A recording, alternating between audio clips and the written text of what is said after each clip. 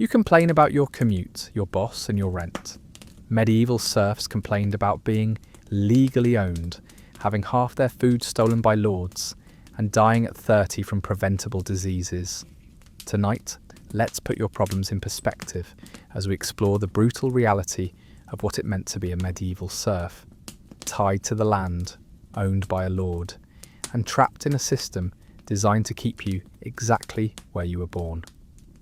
So before you get comfortable, take a moment to like the video and subscribe, but only if you genuinely enjoy what I do here.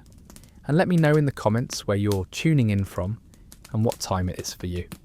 It's always fascinating to see who's joining us from around the world. Now dim the lights, maybe turn on a fan for that soft background hum, and let's ease into tonight's journey together. You wake up. Well, wake up is generous. You haven't really slept. It's more like you've been drifting in and out of consciousness on a pile of straw that's seen better centuries. The rooster's crow isn't a gentle alarm clock. It's a harsh reminder that your day of unpaid labour begins now, whether your body feels ready or not. The first thing that hits you is the cold. It's always cold. Your one-room hovel doesn't have central heating. Doesn't have any heating actually, just a fire pit in the centre that went out sometime during the night. The smoke from yesterday's fire still clings to the thatch roof above you like a grey blanket of regret. The air tastes of ash, damp straw, and that special medieval blend of human and animal waste that modern people would call toxic and you call Tuesday. Your back aches from sleeping on what can charitably be called a bed. It's straw, not a mattress filled with straw, just straw, loose straw on the ground, maybe with a piece of rough cloth thrown over it if you're particularly prosperous. Your spine cracks like an old wooden door as you sit up, and you're reminded that you're 35 years old, which in medieval terms makes you practically ancient. Your father died at 38, and you're well on your way to matching his record. The smell hits you next, that special symphony of medieval living. It's unwashed bodies, wet wool, smoke, animal droppings, and something else you can't quite identify, but definitely don't want to. There's no deodorant, no soap that works, no concept of daily hygiene as we know it. You haven't had a proper bath in months, maybe years. Why would you? Hot water is a luxury reserved for the wealthy, and you're about as far from wealthy as a person can get. Your stomach growls, but that's nothing new. Your stomach is always growling. It's been growling for so long that hunger has become your baseline state. The gnawing emptiness in your belly isn't acute starvation. That would kill you.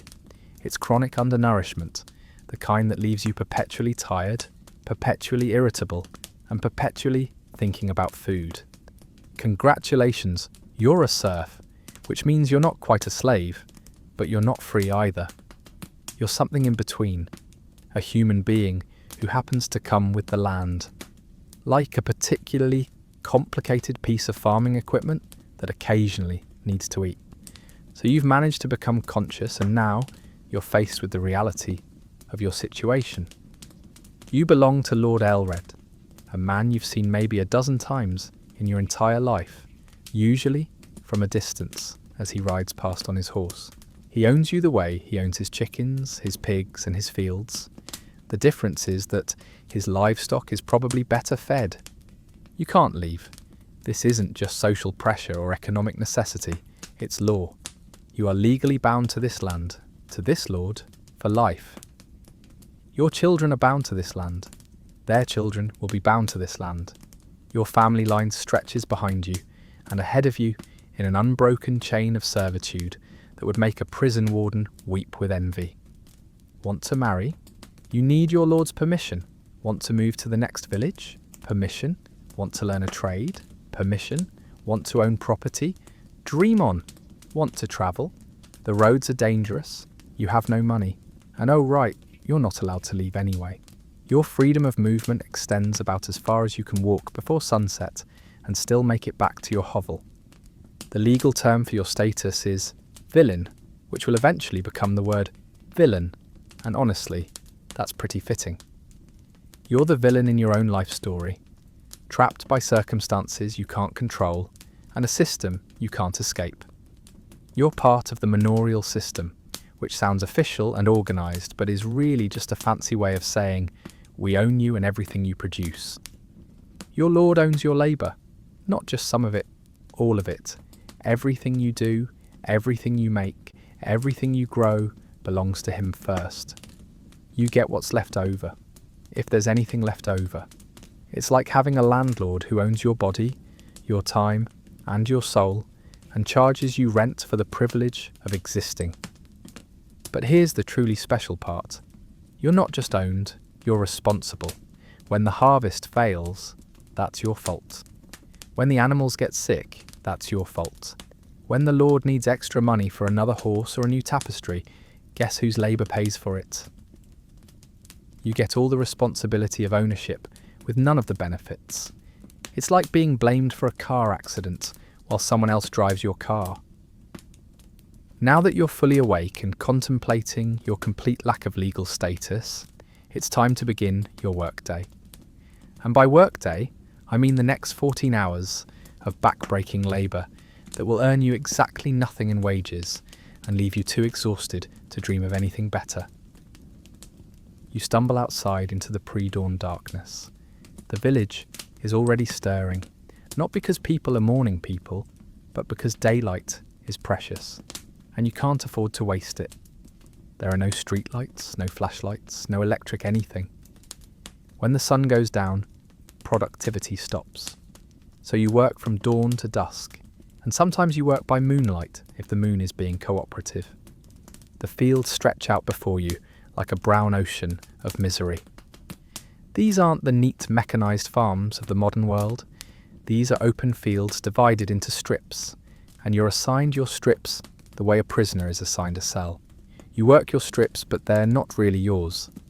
They belong to the Lord, and he decides what you plant, when you plant it, and how much of the harvest you get to keep. Your tools are primitive in a way that would make a modern farmer weep. Your plough is made of wood with maybe an iron tip if you're lucky. It's pulled by an ox, not your ox because you can't afford an ox. It's a shared ox, which means you have to coordinate with your neighbours about when you get to use it. Sometimes you have to wait days for your turn, and if the weather changes while you're waiting, well, that's just your luck. The work itself is brutally physical. You're digging, planting, weeding, and harvesting by hand. Your back is constantly bent, your hands are permanently stained with dirt and blood from cuts and scrapes, and your shoulders ache from carrying heavy loads. There's no ergonomic anything, no tools designed for human comfort, no breaks mandated by labour laws, no workers' compensation if you get injured. And you will get injured. Everyone gets injured. You'll twist your ankle in a furrow, cut your hand on a scythe, throw out your back lifting a sack of grain. When this happens, you don't get time off. You don't get medical care. You bind up your wounds with whatever cloth you can find and keep working, because if you don't work, you don't eat. And if you don't eat, you die. The soil is difficult. Modern farmers have fertilizers, soil additives, and scientific knowledge about crop rotation. You have animal manure and hope. The fields are often waterlogged in spring, baked hard in summer, and frozen in winter. You're fighting the earth itself for every grain of wheat, every stalk of barley, every root vegetable that might keep you alive through the winter. So you've managed to spend months breaking your back in the fields, and now it's harvest time. This should be a celebration, right? All that work paying off in golden grain and full bellies? Wrong. Harvest time is when you discover exactly how little of your own labour you actually get to keep. First, the Lord takes his share, not a modest share, not a fair share, the Lord's share. Usually somewhere between a third and half of everything you've grown. This isn't payment for services rendered. This is tribute for the privilege of being allowed to exist on his land. It's protection money paid to the man who owns you. Then the church takes its share. The tithe, 1/10 of everything you produce, goes to the local priest. This is supposedly for spiritual services, but since the priest is often barely literate, and his sermons consist mainly of telling you to accept your lot in life, It feels more like another tax on your suffering. The church promises you'll be rewarded in heaven, but you're pretty sure they're lying. Then there are the various fees and obligations. If you use the Lord's mill to grind your grain, and you have to use the Lord's mill because you're not allowed to have your own, you pay a fee. If you use the Lord's oven to bake your bread, and you have to use the Lord's oven, you pay a fee. If you want to fish in the Lord's river, if you want to hunt in the Lord's forest, if you want to gather wood for fuel, you pay fees for everything. By the time everyone has taken their share, you're left with maybe a quarter of what you grew, and that quarter has to last you through the winter, feed your family, provide seed for next year's planting, and cover any unexpected expenses. It's like working a full-time job and getting paid in pocket change. But wait, there's more. You also owe labour service to the Lord. Several days a week, you have to work on the Lord's own fields, maintaining his property, building his buildings, and generally doing whatever needs doing on his estate. This is called corvée labour, and it's unpaid. You're literally working for free for the man who already takes most of your harvest. The arithmetic is brutal. You work 7 days a week, but only 3 or 4 of those days are for your own benefit. The rest is for the Lord, the church, and the various fees and obligations that keep you trapped in poverty. It's a system designed to keep you alive enough to work, but never prosperous enough to escape. Now that you've spent your day labouring in someone else's fields for someone else's benefit, it's time to return to your humble home. And by humble, I mean a structure that would make a modern homeless shelter look like a luxury resort. Your house is tiny, not cosy tiny, not minimalist tiny, desperately, claustrophobically tiny. The entire structure is maybe 20 feet by 15 feet, and it houses not just you, but your spouse, your children, your elderly parents, and possibly a few animals. Privacy is a concept that hasn't been invented yet, and personal space is a luxury you can't afford. The walls are made of wattle and daub, a medieval building technique that sounds quaint until you realise it's basically sticks and mud. The sticks are woven together like a basket, and the mud is mixed with straw and animal hair to help it stick. It's about as waterproof as a colander, and about as insulating as a paper towel. When it rains, water seeps through the walls. When it's cold, the cold seeps through the walls. When it's hot, the heat seeps through the walls. It's a house that's basically made of suggestions. The roof is thatched with straw, which is romantic until you realise that thatch is a living ecosystem. Mice live in it. Birds nest in it. Insects make it their home. Sometimes things fall out of the thatch and into your food. Sometimes those things are still alive.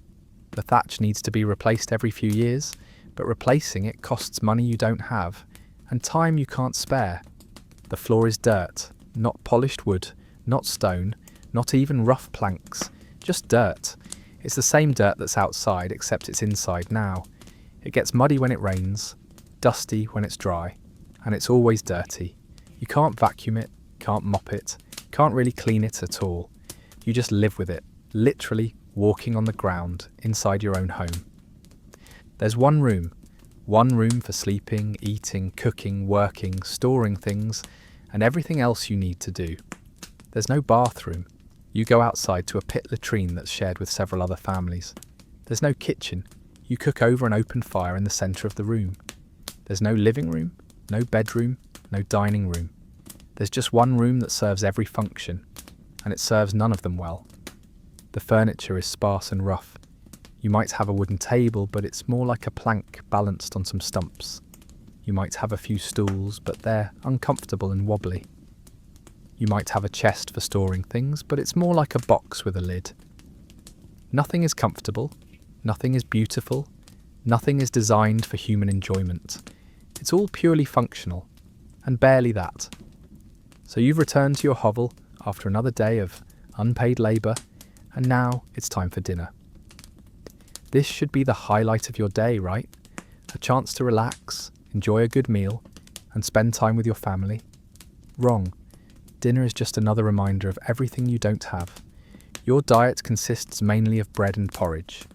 Not good bread, Medieval bread is dark, coarse, and often contains things that aren't wheat. Sometimes it's made with barley, sometimes with oats, sometimes with peas or beans ground up to stretch the grain. Sometimes it contains sawdust or chalk as filler. It's bread in the technical sense, but it's nothing like the fluffy, white bread you might imagine. It's dense, chewy, and often stale. The porridge is made from whatever grain you can get your hands on, boiled with water into a thick, greyish paste. It's called pottage, and it's exactly as appetizing as it sounds. Sometimes you add vegetables if you have them, sometimes you add a bit of meat if you're extremely fortunate, but mostly it's just grain and water boiled into submission. Meat is rare, not just expensive, rare. You might get meat a few times a year, usually during festivals or when an animal dies unexpectedly. Most of the time, your protein comes from eggs if you have chickens, or from the occasional bit of cheese if you have a cow. But cows are expensive, and chickens can die from disease or be eaten by predators. Your access to protein is always precarious. Vegetables are seasonal and limited. You might have cabbage, onions, turnips, or peas when they're in season. But there's no refrigeration, no way to preserve vegetables through the winter, except by drying or salting them. By spring, you're often suffering from scurvy and other nutritional deficiencies because you haven't had fresh food in months. There's no sugar, no chocolate, no coffee, no tea, no spices except for whatever herbs you can grow or forage. Your food is bland, repetitive, and barely adequate to keep you alive. Every meal is a reminder of your poverty, and every bite is a compromise between hunger and availability. Water is dangerous. You can't just turn on a tap and get clean, safe drinking water. The water sources are often contaminated with human and animal waste, and drinking the wrong water can kill you. So you drink ale, weak low-alcohol ale that's safer than water, but not exactly refreshing. Children drink ale, pregnant women drink ale, everyone drinks ale because it's the only safe liquid available. Now that you've managed to survive another day of medieval misery, let's talk about what happens when you try to build a family. Spoiler alert, it's not going to be the heartwarming family story you might hope for. First, you need permission to marry. Remember, you're owned by your Lord, and he has a vested interest in your reproductive choices. If you marry someone from another manor, he might lose your children's labour. If you marry someone he doesn't approve of, he might decide you're not suitable for breeding. If you marry someone he thinks is too good for you, he might decide you're getting above your station. When you do get permission to marry, you pay a fee. It's called a merchet, and it's basically a tax on love. The Lord is compensating himself for the theoretical loss of your undivided attention to his fields. It's like paying your boss for the right to have a personal life, except your boss already owns you. Your wedding is not a romantic affair. There's no church wedding, that's for the wealthy. There's no fancy dress, no flowers, no reception. You and your spouse stand in front of the local priest, promise to honour each other, and that's it. The celebration, if you can call it that, consists of drinking slightly more ale than usual and eating slightly more bread than usual. Your spouse is probably as miserable as you are. They're also a serf, also bound to the land, also trapped in a system that offers no hope of advancement. Together, you're two people with nothing, combining your nothingness into a slightly larger pile of nothing. It's not a merger, it's a consolidation of despair. When children come, and they will come because there's no reliable birth control, they're born into the same bondage you were born into. They don't get to choose their life path. They don't get to dream of better things. They're serfs from birth, and they'll be serfs until death. Your love for them is real, but it's tinged with the knowledge that you're bringing them into a world of suffering. Child mortality is horrific. Maybe half of your children will die before their 5th birthday. Disease, malnutrition, accidents, and infections will take them with ruthless efficiency. You'll bury small graves and try not to think about what might have been. The surviving children will start working as soon as they're old enough to hold a tool. usually around age 7 or 8. So you've managed to create a family in the midst of medieval misery, and now it's time to deal with the reality of healthcare in a world where medical knowledge consists mainly of superstition and wishful thinking. When you get sick, and you will get sick, there's no doctor. There might be a local wise woman who knows something about herbs, or a barber who's willing to cut off infected limbs. But there's no trained medical professional. There's no understanding of bacteria, no knowledge of viruses, no concept of sanitation as a way to prevent disease. The medical theory of the time is based on the 4 humours: blood, phlegm, yellow bile, and black bile. According to this theory, illness is caused by an imbalance of these humours, and treatment involves restoring the balance. This usually means bloodletting, purging, or inducing vomiting.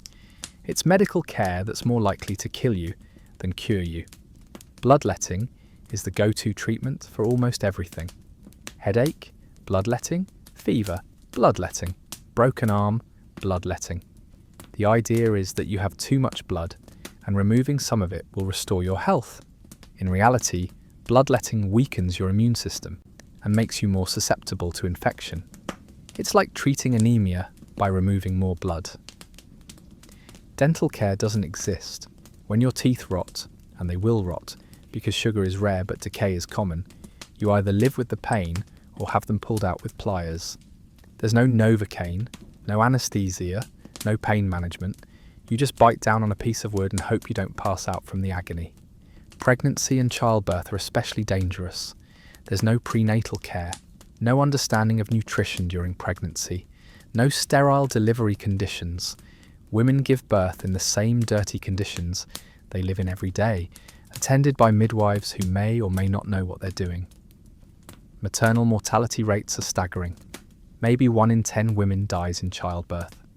When people die, and they die young and often, there's no funeral home, no embalming, no elaborate burial. The dead are wrapped in whatever cloth the family can afford and buried in the churchyard. The grave is usually shallow because digging is hard work and time is limited. Sometimes wild animals dig up the bodies, sometimes the bodies don't stay buried. Now that you've experienced the joy of medieval medicine, let's talk about how your misery changes with the seasons.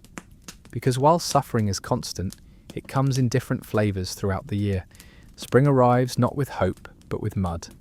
The medieval world doesn't have paved roads, doesn't have drainage systems, doesn't have any infrastructure to deal with melting snow and spring rains.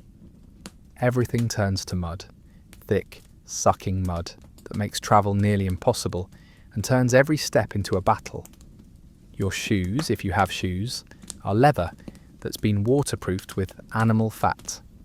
They're about as effective against mud as paper towels against a tsunami. Spring is also planting season, which means the most back-breaking work of the year.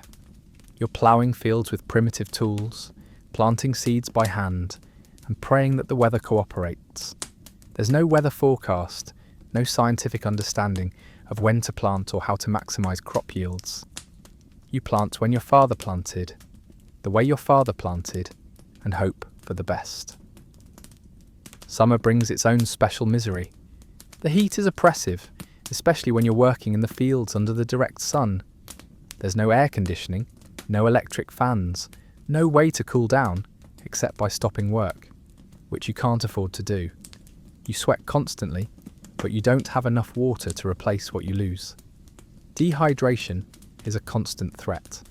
Summer is also when the diseases spread. Dysentery, typhoid, and other waterborne illnesses thrive in the heat. The primitive sanitation systems, such as they are, become breeding grounds for bacteria.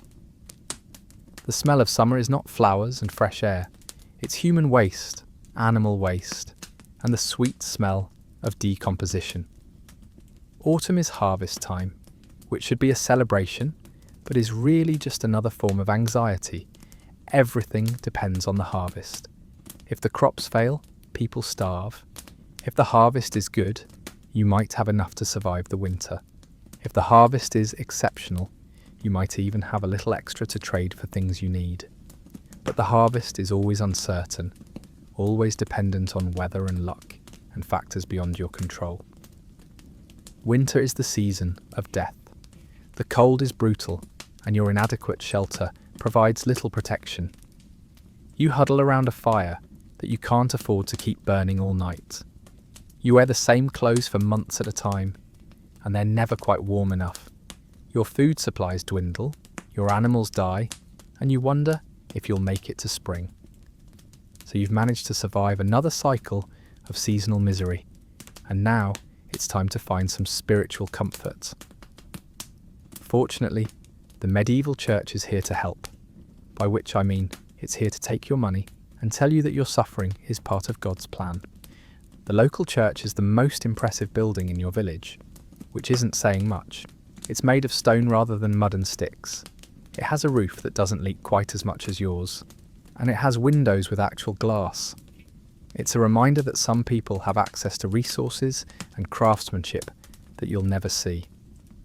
The priest is supposedly your spiritual guide, but he's really just another person extracting value from your labour. He demands his tithe, 10% of everything you produce, in exchange for spiritual services that consist mainly of telling you to accept your lot in life. He speaks Latin, which you don't understand, and performs rituals that are mysterious and alienating. The church's message is perfectly designed to keep you from rebelling against your circumstances. Your suffering is a test from God. Your poverty is a sign of spiritual purity. Your bondage is part of the natural order that God has established. If you accept your suffering with patience and humility, you'll be rewarded in heaven. If you complain or try to change your circumstances, you'll be punished in hell. This theology is remarkably convenient for the people in power. The Lord gets to exploit your labour without feeling guilty, because God has ordained that some people rule and others serve. The church gets to collect taxes from you without providing much in return, because spiritual services are supposedly more valuable than material comfort. Everyone benefits from this arrangement except you. The church also provides some of the only entertainment in your miserable life. Holy days are days when you don't have to work in the fields, though you're still expected to attend religious services. There might be processions, mystery plays, or other religious pageantry. It's not exactly fun, but it's a break from the routine of backbreaking labour. But even the church's charity comes with strings attached. If you're truly destitute, the church might provide some food or shelter. But this charity is conditional on your acceptance of church doctrine and your submission to church authority. It's not help, it's bribery disguised as compassion. Now that you've been spiritually reminded of your place in the cosmic order, let's talk about what happens when you break the law. Medieval justice is swift, brutal, and completely indifferent to concepts like due process or proportional punishment. The legal system is designed to maintain order, not to ensure fairness.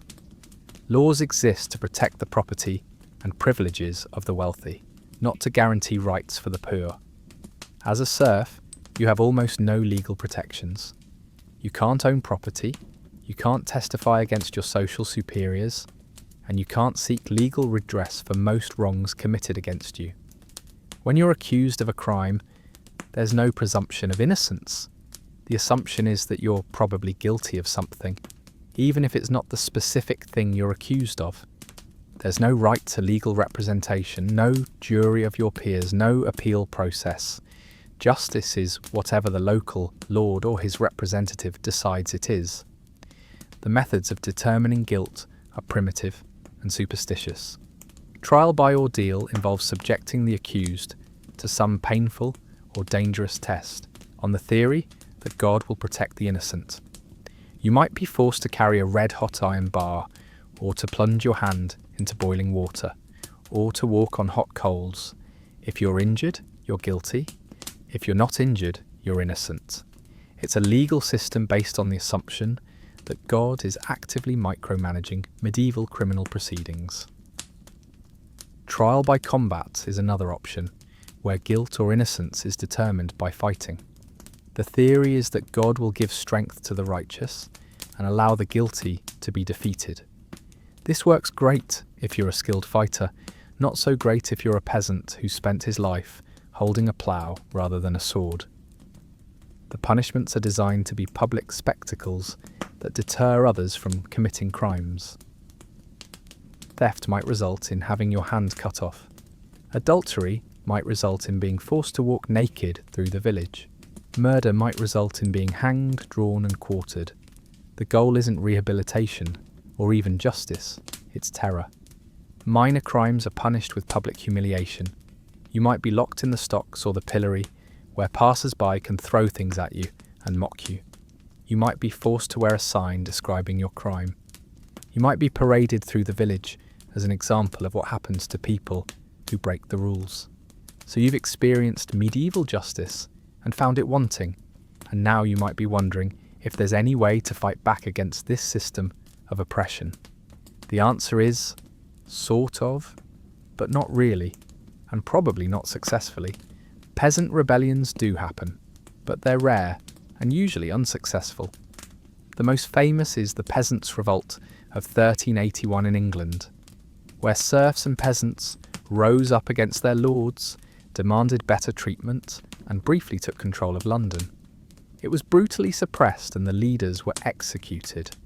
The message was clear: know your place or die. The problem with rebellion is that it requires coordination, resources and leadership, all things that serfs don't have. You're scattered across different manors, you don't have weapons or training, and you don't have any way to communicate with other potential rebels. The system is designed to keep you isolated and powerless. Even if you could organise a rebellion, what would you rebel against?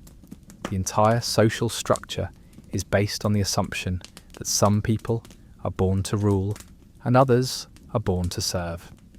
There's no concept of democracy, no idea that people might have natural rights, no framework for imagining a different kind of society.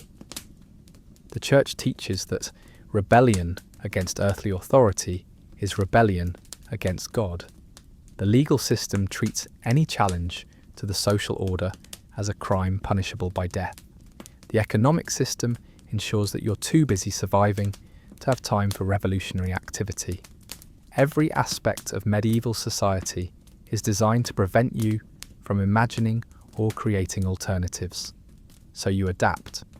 You find small ways to resist, working a little slower when the overseer isn't watching, taking a slightly larger share of the harvest than you're supposed to, teaching your children to be slightly less deferential to authority. These aren't real rebellions, but they're acts of defiance that help you maintain some sense of dignity and autonomy. But mostly, you just endure. You wake up each morning, do your work, eat your meagre meals, and try to find small moments of joy in a life that offers very few of them. You love your family, you appreciate a beautiful sunset, you enjoy a moment of rest after a hard day's work. You're not happy, but you're alive. And in the medieval world, that's often the best you can hope for. Now that you've contemplated the futility of rebellion, let's talk about the rare occasions when you venture beyond the boundaries of your manor. Market day is one of the few times you're allowed to leave your lord's land, and it's both a tantalising glimpse of the wider world and a harsh reminder of your place in it. The market town is maybe a day's walk from your village, which means you have to start before dawn if you want to get there, conduct your business, and return before dark. The roads are dangerous. Bandits prey on travellers, wild animals roam the forests, and getting lost can mean death. You travel in groups when possible, but even then, the journey is fraught with anxiety. The town itself is overwhelming after the isolation of your manor. There are more people in the market square than you see in an entire year at home. Merchants hawk their wares in languages you don't recognise, selling goods from places you've never heard of. The smell is different too, not just the familiar odours of rural life, but the concentrated stench of urban living, where hundreds of people are packed together with inadequate sanitation. You're there to trade, but you have almost nothing to trade with. Maybe you've managed to produce a small surplus of eggs, or your wife has woven some extra cloth, or you've carved a few wooden bowls during the long winter nights. These modest goods are your only connection to the cash economy, your only chance to acquire things you can't make yourself. The merchants treat you with barely concealed contempt. You're obviously a peasant. Your clothes give you away. Your calloused hands mark you as a labourer. Your deference signals your low status. They quote prices that seem astronomical, negotiate with obvious disdain, and make it clear that your business is barely worth their time. You see things in the market that you'll never be able to afford. Spices from distant lands, fine cloth woven by skilled craftsmen, metal tools that would make your work so much easier. You see books, though you can't read them. You see musical instruments, though you have no time to learn to play them. You see luxuries that remind you just how poor you really are. The townspeople live differently than you do. They're not free. Most of them are bound to their trades and their guilds in ways that limit their choices. But they have more options than you do, more opportunities to improve their circumstances, more access to goods and services and ideas. They look at you the way you look at animals, as creatures of a different, lesser order. You watch the wealthy merchants and minor nobles who frequent the market, and you're struck by how different they are from you. They're taller because they've had adequate nutrition throughout their lives. They're cleaner because they have access to soap and hot water. They're healthier because they don't spend their days doing back-breaking labour. They move through the world with confidence, expecting to be obeyed and deferred to. But the market also shows you glimpses of possibility. You see former serfs who have somehow escaped their bondage and become craftsmen. You see women who have learned trades and achieved a measure of independence. You see evidence that the rigid social hierarchy isn't quite as fixed as it seems on your manor. The return journey is always depressing. You're walking back to your bondage with perhaps a few small purchases, some salt, maybe a metal needle, possibly a small tool. You've seen the wider world, and now you have to return to your narrow existence. The contrast makes your life seem even more constrained than before. Between the crushing daily routine of labour and the rare excursions to market towns, your life is punctuated by rituals that mark the passage of time and provide structure to an existence that might otherwise feel meaningless. These aren't grand ceremonies or elaborate celebrations. They're the small, repeated actions that help you maintain sanity in an insane world. The morning ritual is always the same. You wake to the sound of roosters, if the foxes haven't gotten them yet. You cross yourself and mumble a prayer that today might be slightly less awful than yesterday. You check on your family, counting breathing bodies in the darkness, making sure everyone survived the night. In winter, this isn't a given. People die in their sleep from cold, from illness, from the simple exhaustion of trying to survive on insufficient resources. You step outside to relieve yourself in the communal latrine, holding your breath against the smell that would make modern people vomit immediately. The latrine is a pit shared by several families, covered with a wooden plank that's slippery with moisture you don't want to think about. Privacy is a luxury you can't afford. There's no door, no walls, just a hole in the ground, and the hope that your neighbours aren't watching. The evening ritual is equally important. When daylight finally fades and you can no longer see to work, you gather your family around the fire pit. This isn't quality family time in any recognisable sense. You're all too exhausted for meaningful conversation, too hungry for comfort, too worried about tomorrow to relax. But it's together time. And in a world where death can separate families without warning, being together is precious. You share the day's meagre meal, dividing portions with mathematical precision. Everyone gets something, but no one gets enough. You tell stories, not for entertainment, but for education. Your children need to learn the skills that will keep them alive. the social rules that will keep them safe, the family history that gives them identity in a world that treats them as interchangeable labour units. The seasonal rituals provide structure to the agricultural year and relief from the monotony of endless work. Planting time comes with its own ceremonies, blessing the seeds, asking for divine protection against pests and weather, sharing the communal anxiety about whether this year's crop will be sufficient to prevent starvation. Harvest time brings its own rituals of hope and desperation. Everyone works together, from the youngest children who can carry a bundle to the oldest adults who can still bend over. The work is frantic because timing is everything. Wait too long and the grain will rot in the fields. Rush too much and you'll lose precious kernels.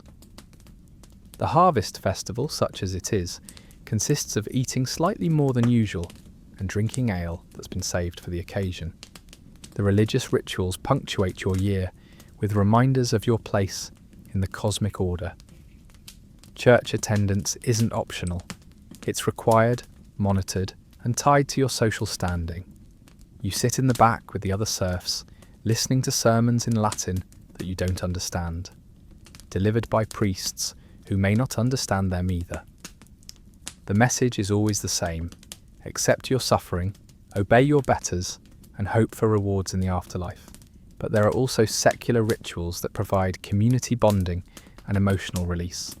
Wedding celebrations are rare, bright spots where the entire village comes together to witness new beginnings. Even though everyone knows the bride and groom are starting their married life in the same desperate circumstances as everyone else, there's still hope that love might make the burden easier to bear. Funeral rituals help process the constant presence of death in your community. Bodies are prepared by family members because there's no one else to do it. The dead are wrapped in whatever cloth can be spared and buried quickly, because decomposition is a health hazard. The mourning is genuine but brief.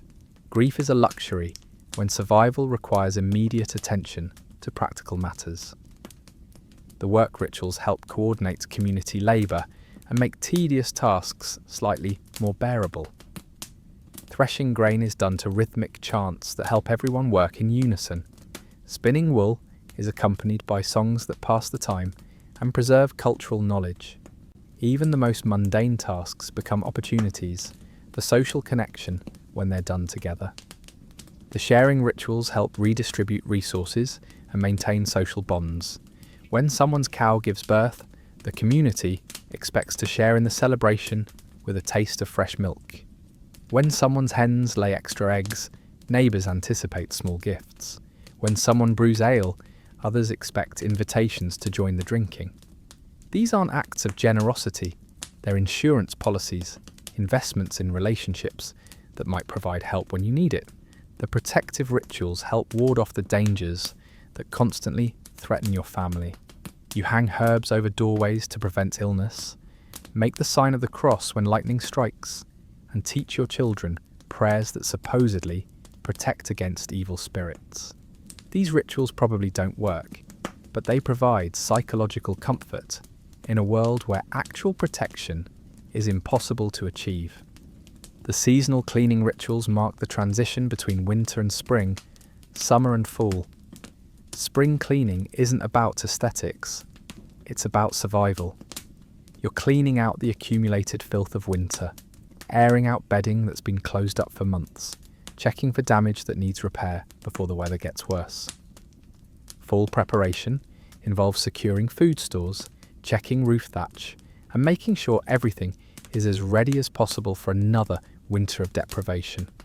These rituals don't make your life easier, don't change your fundamental circumstances, don't offer any real hope of escape from bondage, but they provide structure, meaning, and community connection that help you endure.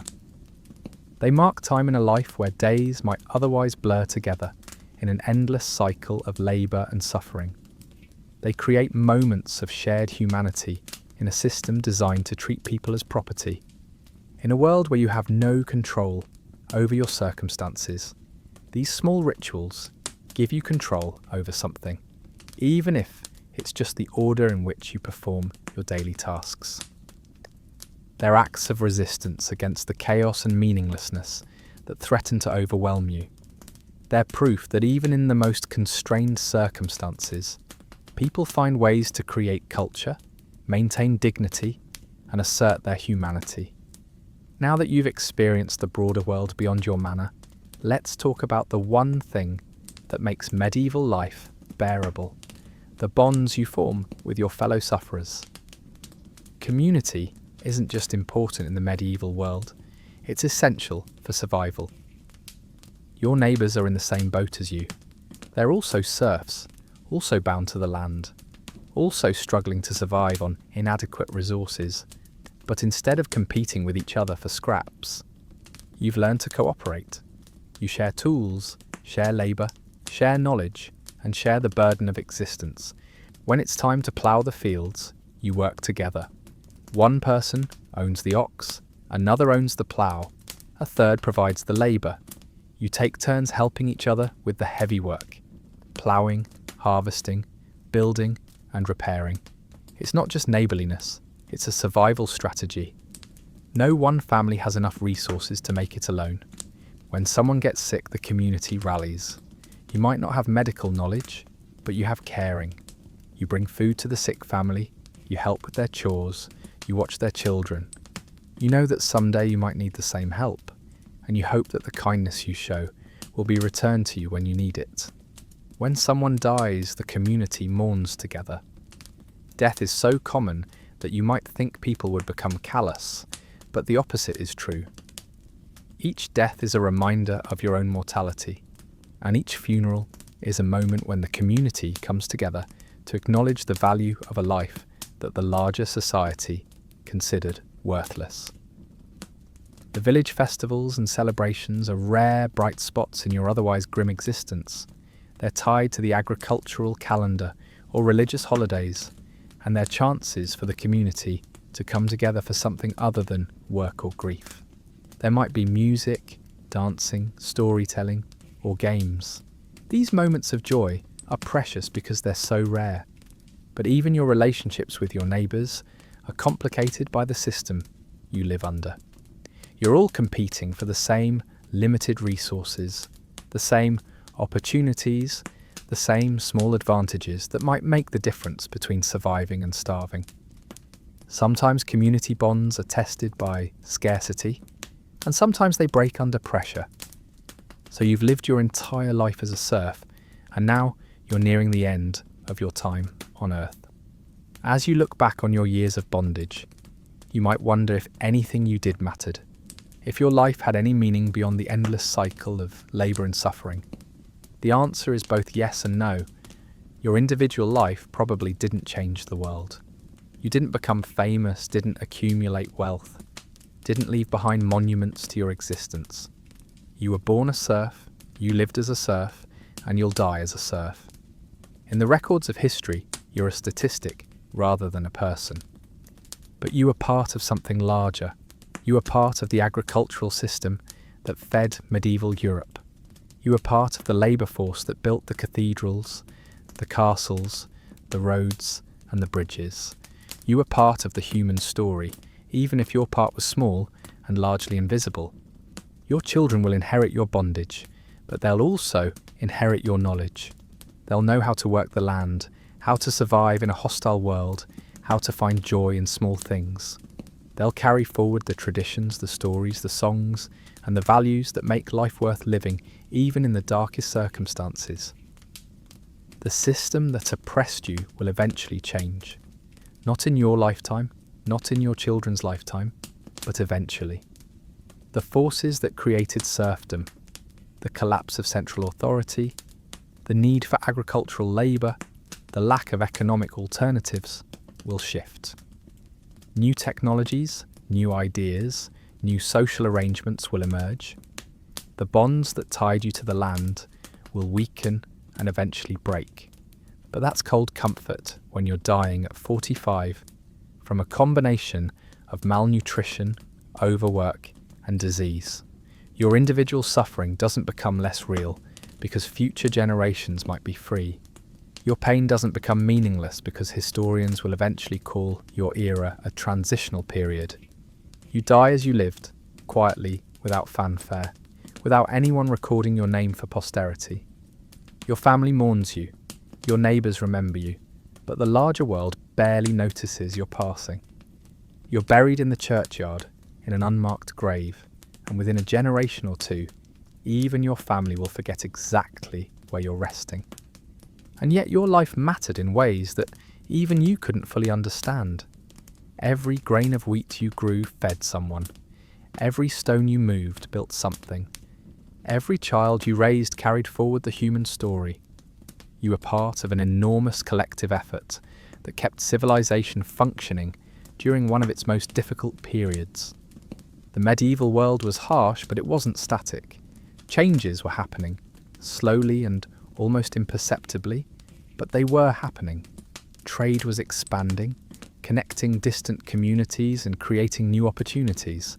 Technology was advancing, making agricultural work slightly more efficient and slightly less backbreaking. Ideas were spreading, challenging old assumptions about the natural order of society. Your great-grandchildren will live in a world where serfdom is beginning to weaken. They'll see the first stirrings of what historians will call the Renaissance, the Reformation, the Age of Exploration. They'll witness the emergence of new economic systems, new political arrangements, new ways of thinking about human rights and human dignity, but they'll also inherit the scars of your experience. The trauma of bondage doesn't disappear overnight. The habits of deference, the acceptance of hierarchy, the assumption that some people are naturally superior to others. These ideas will persist long after the legal bonds of serfdom have been broken. Your story is the story of most human beings throughout most of history, not the kings and queens who get chapters in history books, not the great warriors and brilliant philosophers who shape the course of events, but the ordinary people who do the work, raise the children, and keep the world functioning while extraordinary events happen around them. You represent the vast majority of human experience, the experience of working hard for modest rewards, of struggling against circumstances beyond your control, of finding meaning and joy in small things while larger forces shape your destiny. Your life is a reminder that history isn't just the story of the powerful, it's also the story of the powerless, and their story is just as important. In the quiet moments between exhaustion and sleep, you sometimes allowed yourself to dream.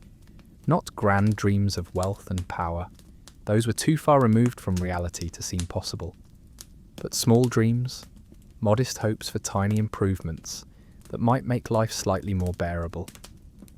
You dreamed of a harvest so good that you'd have extra grain to trade for something special. Maybe a piece of cloth for your wife, maybe a toy for your children, maybe just enough ale to celebrate properly at the next festival. You dreamed of a winter warm enough that you wouldn't have to choose between staying warm and having enough fuel for cooking. You dreamed of your children having slightly easier lives than your own. Not freedom, that was unimaginable, but maybe they'd be assigned to work in the Lord's house instead of the fields. Maybe they'd learn to read, maybe they'd have enough to eat most of the time instead of just some of the time.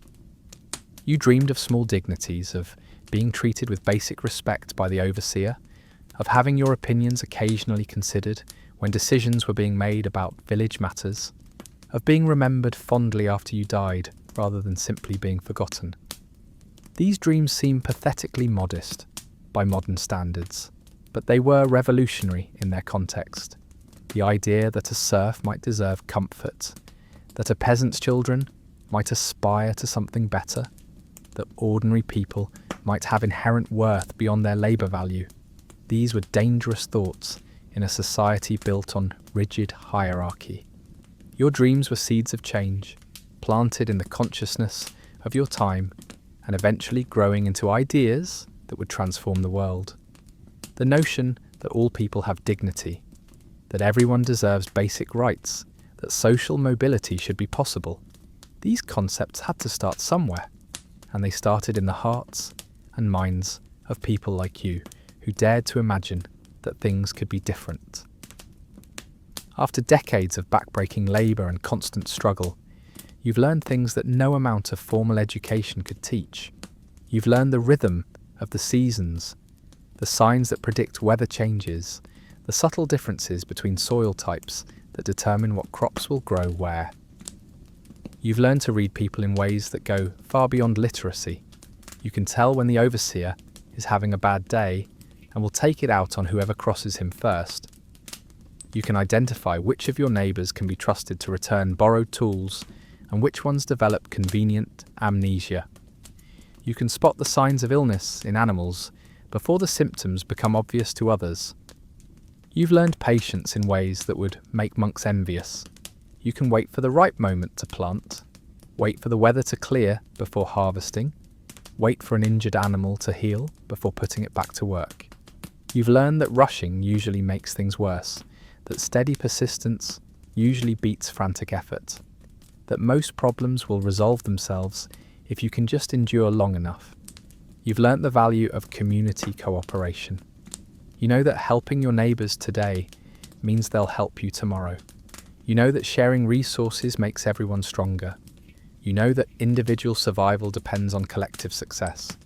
You've learned to find joy in simple things, the taste of fresh bread, the warmth of sunlight after a cold night, the laughter of children playing despite their circumstances. You've learned that happiness doesn't depend on having much. It depends on appreciating what little you have. You've learned acceptance without resignation. You accept the reality of your circumstances while still working to improve them within the narrow constraints you face. You don't waste energy raging against things you can't change, but you do what you can to make life better for yourself and your family. These lessons aren't written in books, aren't taught in schools, aren't valued by the educated elite of your time, but they're wisdom nonetheless. The hard-won knowledge of how to survive and maintain dignity in an inhumane system. Music exists in your world, but it's not the polished performances of professional musicians. It's the working songs that help coordinate labour, the lullabies that soothe crying children, the mourning songs that give voice to grief that otherwise has no outlet. The working songs have practical purposes. They help groups of people coordinate their movements when lifting heavy objects or threshing grain. They make repetitive tasks slightly less monotonous. They provide a way to pass information, warnings about harsh overseers, news from other villages, reminders of important seasonal tasks. But they also serve emotional purposes. They give you a way to express feelings that you can't otherwise voice safely. You can sing about injustice as long as you're clever about the metaphors. You can sing about longing for freedom as long as you frame it as religious yearning for heaven. You can sing about your anger as long as you direct it at acceptable targets, like Satan or foreign enemies. The lullabies you sing to your children are filled with hopes that you can't express directly. You sing about princes who rescue poor maidens, about magical lands where everyone has enough to eat, about brave heroes who defeat cruel tyrants. These are fairy tales, but they're also ways of teaching your children that the world could be different than it is. The morning songs help process the constant presence of death in your community. They give you a framework for understanding loss, for honouring the memory of the dead, for finding comfort in shared grief. They remind you that death comes to everyone, rich and poor, powerful and powerless. And in that universality, there's a kind of equality that life denies you.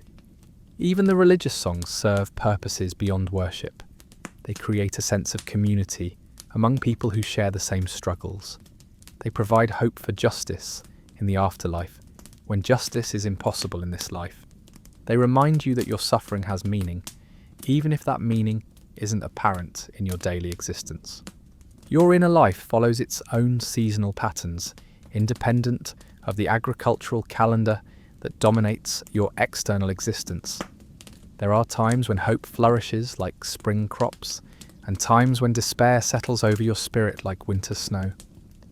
The spring of the soul comes in moments of unexpected kindness, when a neighbour shares food without being asked, when a child's laughter cuts through the gloom of poverty, when you see a beautiful sunset that reminds you there's still wonder in the world. These moments are brief, but they're enough to sustain you through longer periods of darkness. The summer of the soul is rare but intense.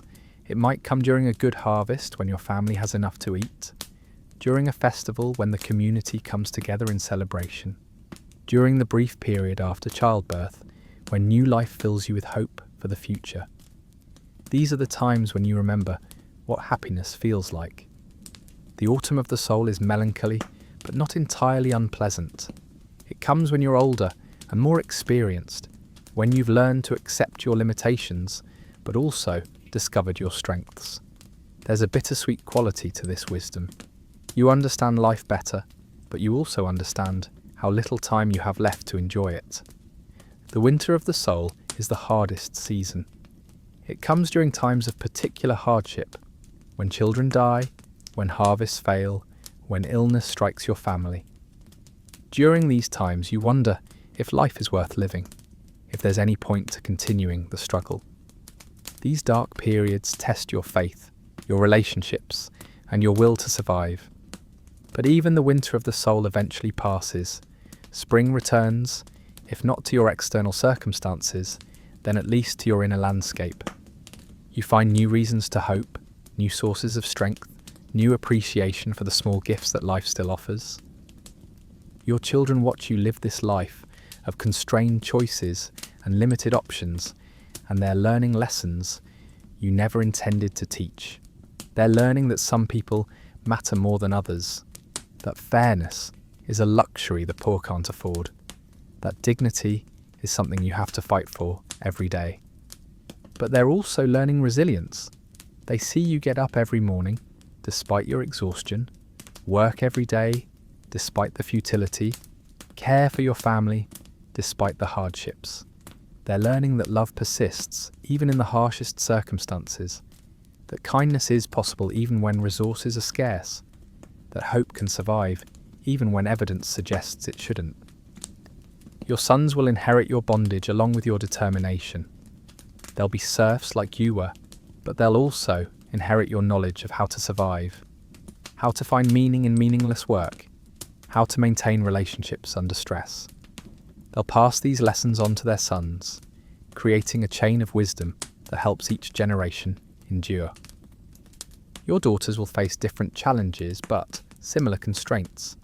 They'll be traded like property when they marry, valued primarily for their ability to produce children and work. But they'll also inherit your wife's knowledge of how to stretch meagre resources, how to care for family members, how to find joy in the midst of sorrow. The cycle continues, but it's not exactly the same cycle you experienced. Each generation faces slightly different circumstances, has access to slightly different opportunities, benefits from the accumulated wisdom of previous generations. Change happens slowly, almost imperceptibly, but it happens. Your great-grandchildren will live in a world you can't imagine, where serfdom is a memory and individual freedom is a reality. But they'll still face struggles you would recognise: the challenge of making a living, the difficulty of raising children, the search for meaning in an often indifferent world. And now you're dying. Not dramatically, not heroically, not in any way that will be remembered by history. You're dying the way most people die. Gradually, quietly, surrounded by family who love you but can't save you. Your body is worn out from decades of hard labour. Your joints ache constantly. Your back is permanently bent. Your hands are gnarled from years of gripping tools. You've survived longer than many of your contemporaries, but you haven't survived well. You're 45 years old and feel like you're 80. The illness that's killing you is probably something modern medicine could easily treat, but modern medicine is centuries in the future. You have a fever that won't break, a cough that won't go away, pain in your chest that makes breathing difficult. Your family does what they can, bringing you water, keeping you warm, praying for your recovery, but they're as helpless as you are. As you lie on your bed of straw, you think about your life and what it meant. You didn't accomplish anything that will be remembered by history. You didn't build anything permanent, didn't write anything that will be preserved, didn't leave behind any monument to your existence except your children. But maybe that's enough. Maybe it's enough to have loved and been loved, to have worked hard and honestly, to have helped your neighbours and raised your children and done your best in circumstances you couldn't control. Maybe significance doesn't require fame and meaning doesn't require permanence. You think about the fields you ploughed, the crops you planted, the harvest you gathered. You think about the children you raised, the community you were part of, the small acts of kindness you performed and received.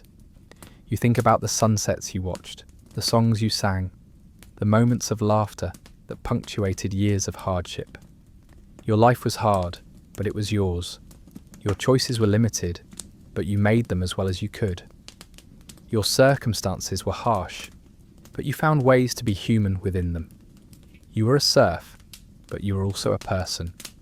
And that personhood, that fundamental human dignity, couldn't be taken away from you, no matter how thoroughly the system tried to deny it.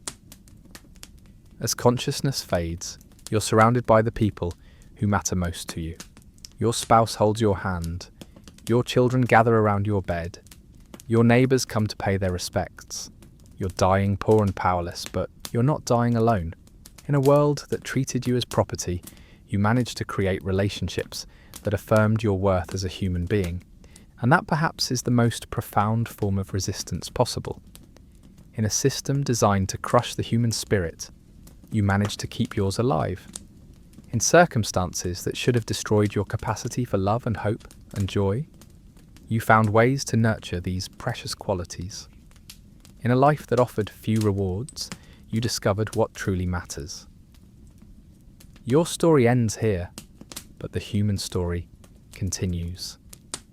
Other serfs will wake up tomorrow to face the same struggles you faced.